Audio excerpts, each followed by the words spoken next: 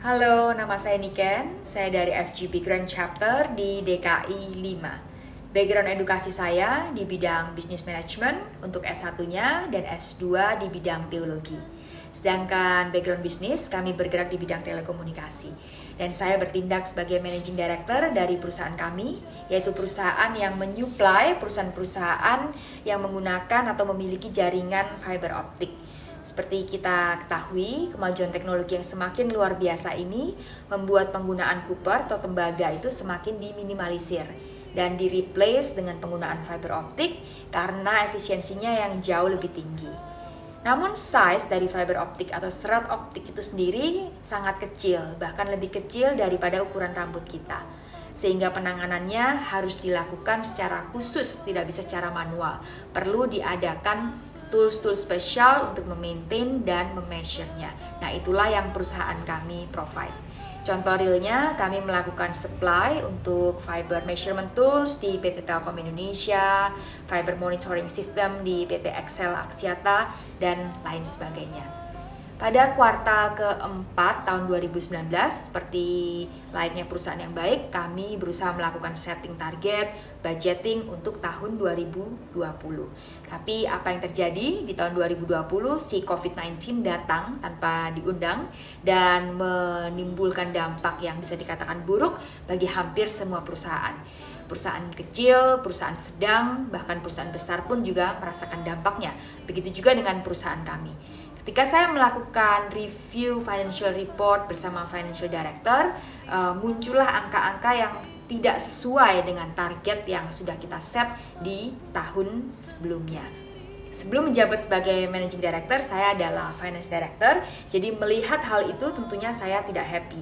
Melihat bahwa cash in itu low secara otomatis, yang saya ingin lakukan adalah lowering the cash out as well. Dan ketika kita berbicara untuk lowering the cash out, artinya kita harus melakukan pemangkasan terhadap biaya-biaya yang bisa dipangkas. Contohnya biaya gaji ataupun jika diperlukan melakukan PHK. Namun ketika memikirkan semua hal itu membuat hati saya tidak damai sejahtera. Saya berdoa, saya datang kepada Tuhan, saya ungkapkan bahwa saya tidak ingin melakukan PHK, melakukan pemotongan gaji atau apapun itu terhadap karyawan atau orang yang Tuhan percayakan di perusahaan kami. Saya ingin perusahaan kami menjadi terang, menjadi berkat bagi mereka semua.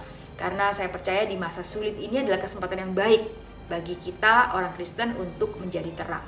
Namun untuk merealisasikan ide tersebut tentunya perlu adanya cash in sehingga cash outnya bisa normal dan cash flow-nya bisa sehat.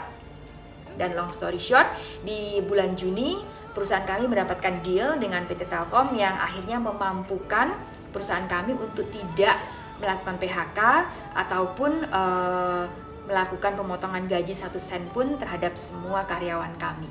Ketika mendengar hal ini, mungkin Bapak Ibu juga berpikir, saya juga mau mendapatkan hal itu. Namun ketika kita memikirkan hal itu, sebelumnya ada 3 hal yang ingin saya share, yang harus kita lakukan sehingga kita bisa menikmati apa yang saya nikmati. Pertama adalah benar di hadapan Tuhan. Benar di hadapan Tuhan memang luas artinya, tapi di sini secara spesifik saya berbicara tentang perpuluhan. Ketika berbicara tentang perpuluhan, itu artinya bukan membayar ataupun memberi, tetapi mengembalikan. Jadi ketika kita mengembalikan, artinya itu bukan milik kita kembalikan kepada pemiliknya. Jadi satu, benar dulu di hadapan Tuhan. Yang kedua adalah benar di hadapan sesama.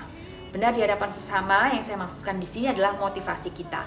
Ketika tadi saya meminta kepada Tuhan untuk perusahaan kami dimampukan tidak melakukan pemotongan gaji, dimampukan untuk tidak melakukan PHK, motivasi saya bukan hanya untuk kepentingan pribadi saya atau kepentingan pribadi perusahaan, namun lebih kepada kepentingan sesama, kepentingan karyawan. Saya ingin kesejahteraan mereka tetap terjaga.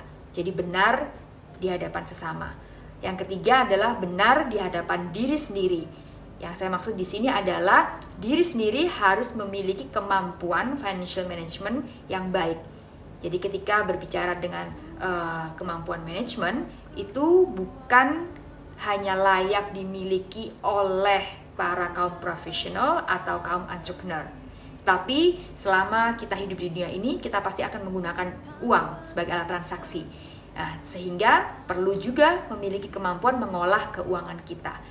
Kemampuan untuk mengatur cash flow, mengatur profit and loss, semua itu adalah ilmu yang bisa kita pelajari dan harus kita pelajari supaya kita bisa mampu mengevaluasi keadaan perusahaan ini apakah dalam keadaan yang baik atau keadaan yang kurang baik. Dan kalau keadaan yang kurang baik, strategi apa yang bisa diambil untuk mengembalikan performansi perusahaan.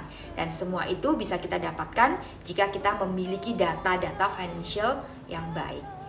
Dan saya yakin ketika ketiga kebenaran itu sudah kita lakukan, maka Amsal 10 ayat 6 berkata, berkat itu sudah ada di atas kepala orang benar.